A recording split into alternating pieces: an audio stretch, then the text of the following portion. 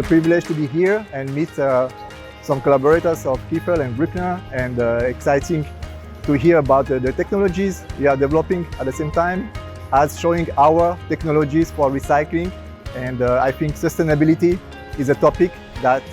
involves all the stakeholders in the plastic industry, and we are here to bring our solutions for sustainability and recycling. ในส่วนของเรามีความมั่นใจซึ่งเราซื้อเครื่องของ Kiefel ไป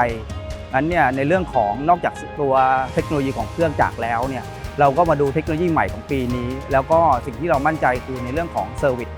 After Sale Service ดังนั้นเนี่ยสิ่งที่เรามาดูวันนี้ก็คือในเรื่องของ Manufacturing เสร็จแล้วก็ After Sale Service แล้วก็เรื่องของการ Repair เรื่องของการควบคุม Spare Part เรื่องของการควบคุมคุณภาพของงานดังนั้นเนี่ยผมคิดว่าเรามั่นใจสิ่งที่เราซื้อเครื่องจักรเนี่ยเป็นสิ่งที่เราเลือกเครื่องถูกต้องครับ